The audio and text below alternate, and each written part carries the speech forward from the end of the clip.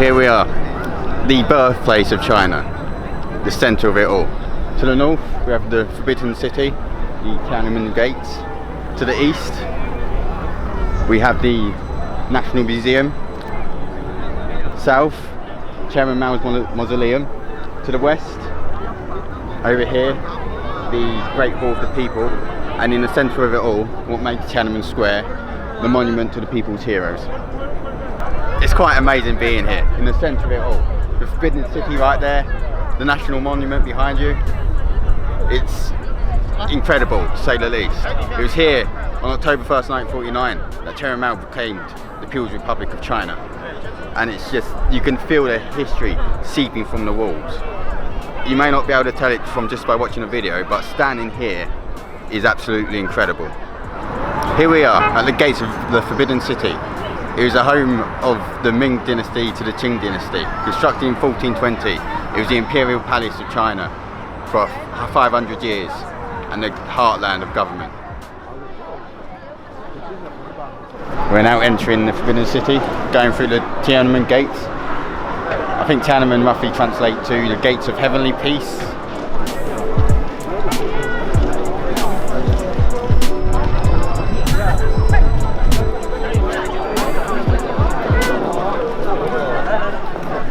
The Forbidden City gets its name because apparently you was only allowed to enter if you had special permission from the Emperor. So right now we've got special permission. Yes, thank you. A man just approached us and asked if we needed a guide. We politely declined. Do you know what film that reminds me of? What? Slumdog Millionaire, when he takes those people to the Taj Mahal. Yeah, I have no idea what he's talking about. I've never seen that film. Oh, okay. The Forbidden City lies right in the middle of Beijing and was the political centre of all of China, serving as the imperial palace for 24 emperors during the Ming and Qing dynasties between 1368 and 1911. It was built throughout 14 years during the reign of Emperor Zhu Di in the Ming dynasty and is one of the largest imperial palaces in the world. Construction of the palace complex began in 1407.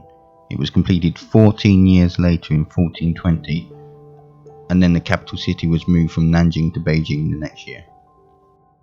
It was said that 1 million workers, including 100,000 artisans, were driven into long-term hard labour. The Hall of Supreme Harmony is the heart of the immense Forbidden City Palace complex. It is the grandest and the most important building in the nation. The hall was used for grand ceremonies such as the Emperor's enthronement ceremony, the Emperor's wedding, and the ceremony for conferring the Empress. During these occasions, the Emperor came to the hall to receive congratulations from the civil and military officials. In addition, the Emperor met high-ranking officials and dispatched generals to the battles from this place.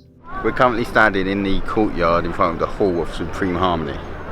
This hall was used by both the Qing and Ming dynasties to hold grand ceremonies. It was built in 1420 along with the rest of the palace complex.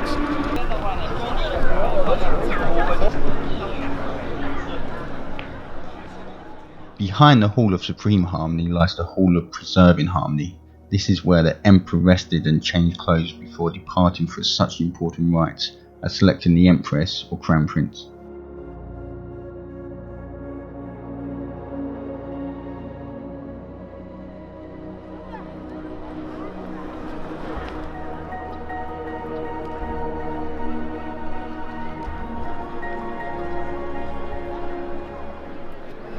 Behind me you can see the Hall of Preserving Harmony.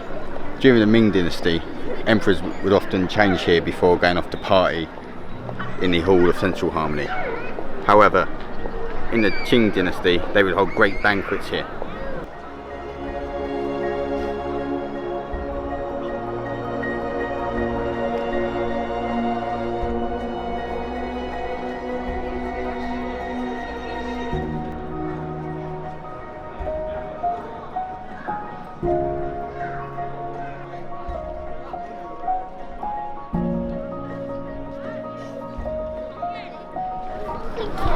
Behind me is the Palace of Heavenly Purity. It was here that emperors from both the Ming and Qing dynasties had their residence, where they lived and dealt with state affairs. Here you can see the throne in the Palace of Heavenly Purity. This was the sleeping quarters of the emperors inside the Forbidden City. The Palace of Heavenly Purity is a smaller version of the Hall of Supreme Harmony. As it was deemed inferior to the Hall of Supreme Harmony, everything within it is smaller than similar items in the superior palace.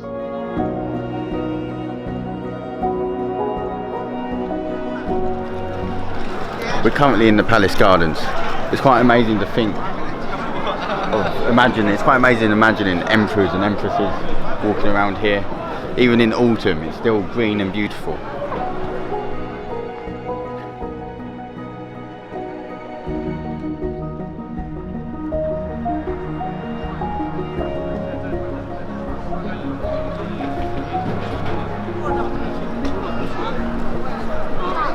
Here behind me is a place where we think people sat either to eat, maybe to play games, a bit of chess. We're not exactly sure. This is the mountain of accumulated excellence, or we have also seen elegance. It is a man-made stone hill situated in the northern part of the Imperial Garden. Emperor Wan Li commissioned the construction of an artificial hill in the late 16th century. The hill is about 10 meters high and has a steep path winding to the top. This is something I'm quite baffled by. I think it's just a statue or some kind of rock formation they brought in, who knows.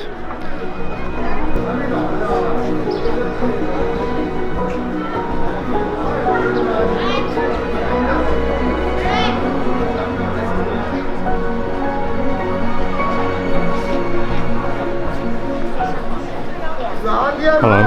Hello. Bitcoin.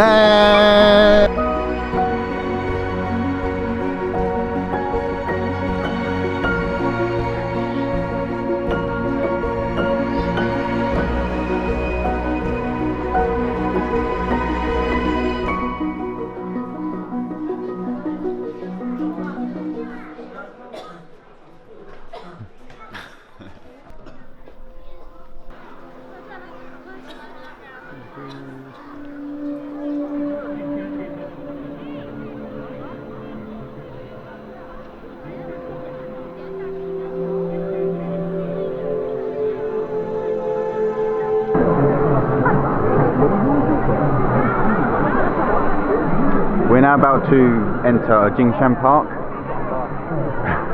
which is over here. It's a hill, and at the top is a temple, which has an absolutely beautiful view of the city of Beijing.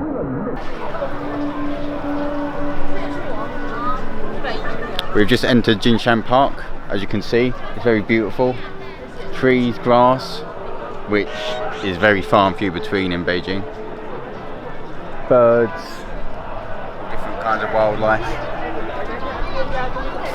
It's absolutely lovely.